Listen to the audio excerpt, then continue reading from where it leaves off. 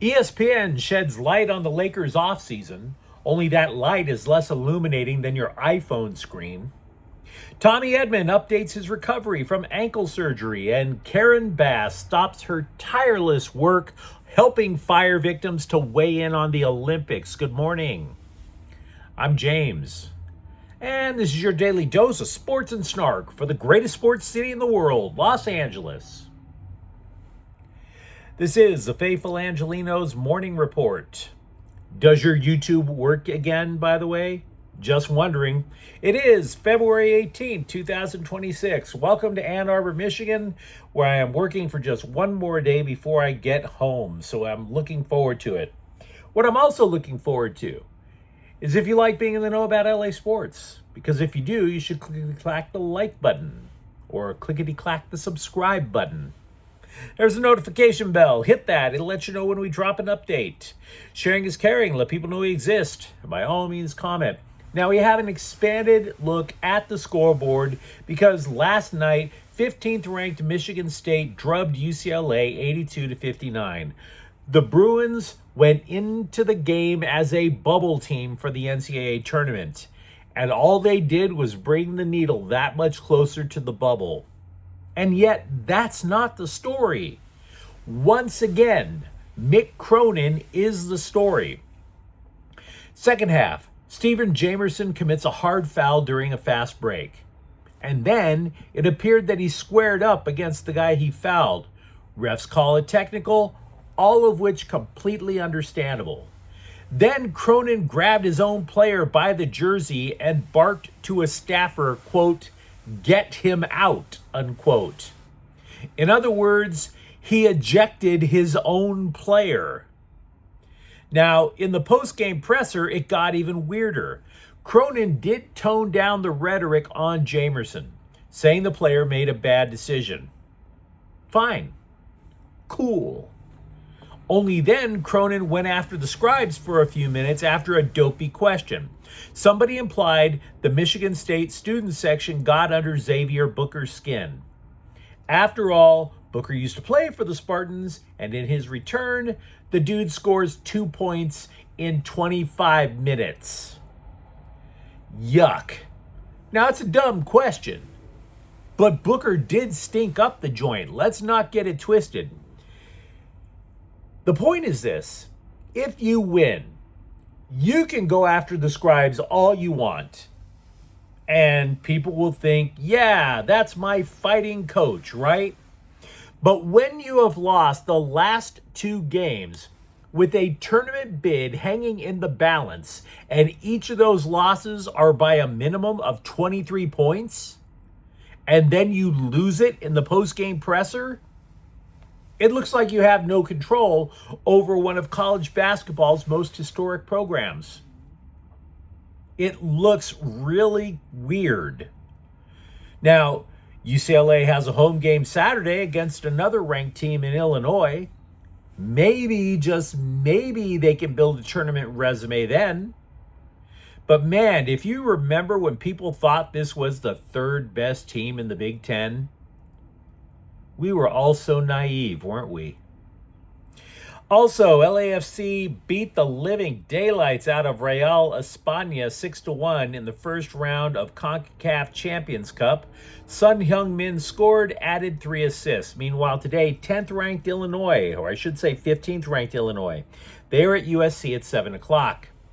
6 games left, and a Big Ten tournament to potentially boost the Trojans over the Bruins into the NCAA tournament. Now, with that out of the way, let's get to the news because we've got a lot to discuss. Yesterday, ESPN posted the latest in a series of articles about the coming future of the Lakers. And at this point, it's clear it's about the scribes maintaining a narrative. If you've ever seen Lord of the Rings, you must protect the precious, right? At ESPN, you must protect the narrative. You must claim to have inside dope on the Lakers' plans. And so I read this article, and I learned next to nothing. Next to nothing.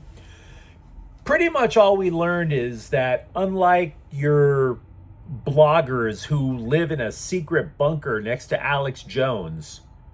At least ESPN has sources, so I'll give them that. The first thing is that, the Lakers would like to keep LeBron James, but if he walks, hoo boy, all that cap space. Now, okay, we kind of knew that. It is true that James took a pay cut before, but that was in Miami. And that was so the Heat could add Chris Bosh, and all of a sudden you got a super team. James, afterwards, has always made sure that he got his. He did offer not taking the max with the Lakers 2 seasons ago, but that was on the contingency that the Lakers would add another big. That's not the same as a pay cut. And by the way, the Lakers didn't add another center. We also know that multiple execs across the league expect James to walk. All of which we knew. At least it's sourced. But then comes the second question, what to do with all that cap space? And that's where it becomes curious. We've talked about the Dodgerification of the Lakers. The Dodgers built their 800-pound gorilla in stages. They added Swift's Army knife type players and Chris Taylor and Kike Hernandez. And then they went big game hunting with Mookie Betts and Shohei Ohtani. So, which direction do the Lakers go with that cap space? Lakers GM Rob Pelinka, desperately hoping to retain his job, is now using the buzzwords that you hear from Dodger president Andrew Friedman. Optionality. Said Pelinka, having optionality now is really a positive thing for us this coming offseason because there's some teams that maybe have gotten too deep into the aprons. And I think players become available when teams get in that position, unquote. Even opposing NBA execs don't know what the hell that quote means. One exec says the Lakers should get as many 3-and-D guys as possible, and then in the next breath, he said, well, the Lakers might, quote, just say F it and go all in on Giannis Antetokounmpo, unquote.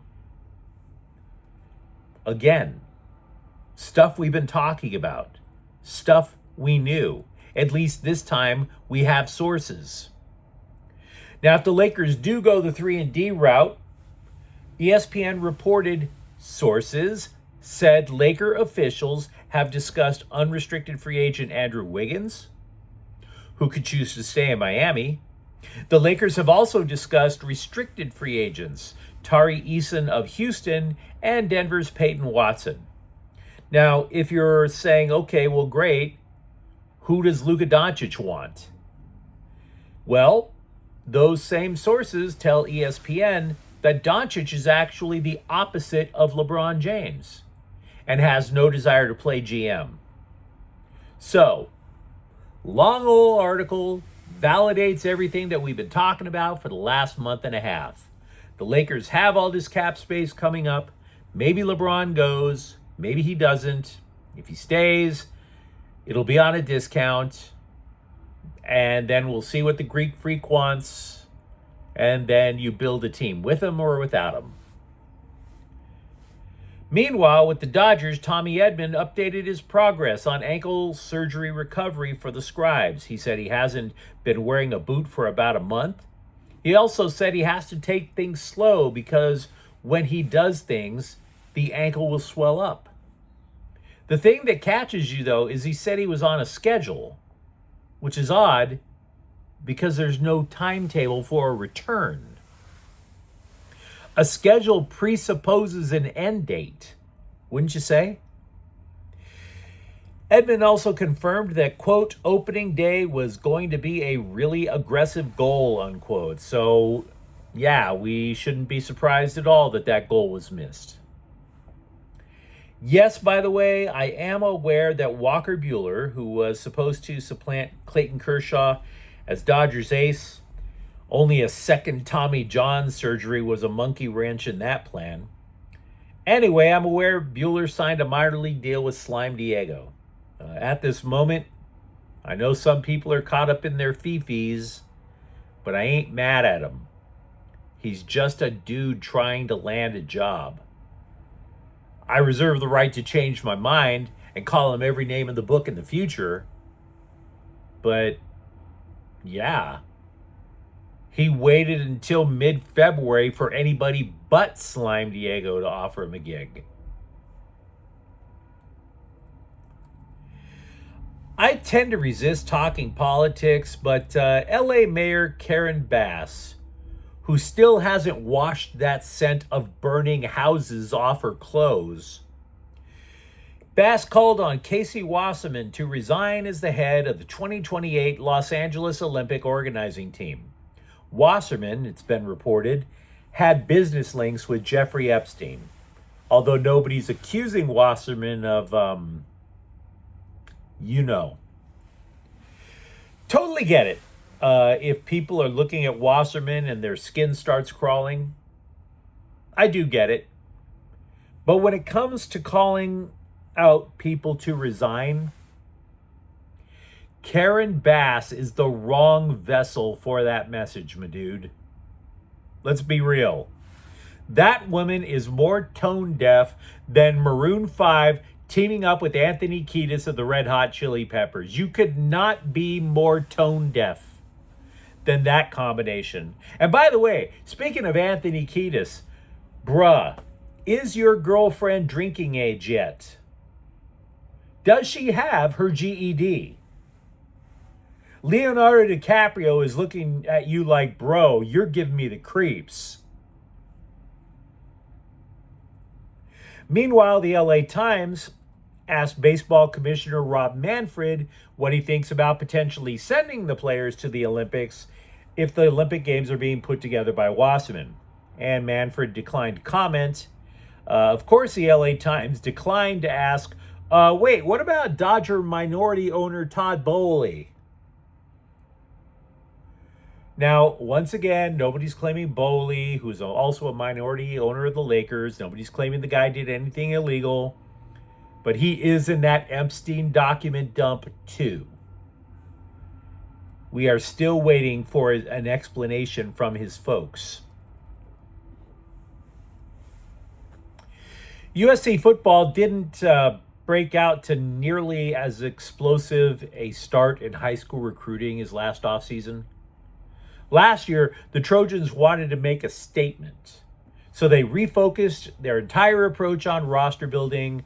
They were super aggressive. They went after a bunch of SoCals.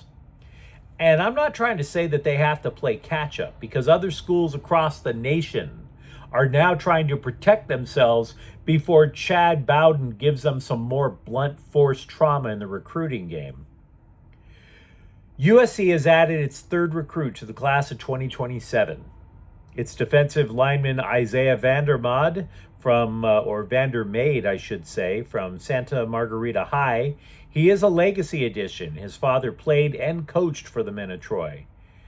The 270-pound, three-star rated prospect will likely play the interior. 2 of the 3 USC pledges so far are on defense. Former Rams and USC wide receiver Robert Woods did the cliche one-day contract so he could retire as a Ram thing. And I get it. It's played out. It's all supposed to get us a little emotional. I don't think we have that depth of emotion anymore to care about the one-day contract. But I can't hate it. I loved watching him play for the Rams and SC. He spent 13 years in the NFL, most with LA. His career likely changed when he tore an anterior cruciate ligament in practice back in 2021. The Rams replaced him with Odell Beckham Jr. and went on to win a Super Bowl. Woods was then traded to Tennessee in the next offseason. He was last seen on Pittsburgh's practice squad after playing for 4 other teams. But you let me know what you think in the comments thread. Talk to me, for example, about what you think is the state of UCLA basketball. Or for that matter, what you would do with the Lakers cap space that's coming up in the offseason. And if you enjoyed the update, don't forget to subscribe to Faithful Angelenos. We're talking LA sports every single day here. whether YouTube is on or not. Thank you for watching. I'm James, and we'll be back tomorrow. Faithful Angelenos is a Kiam Cortel Queso production. Take care.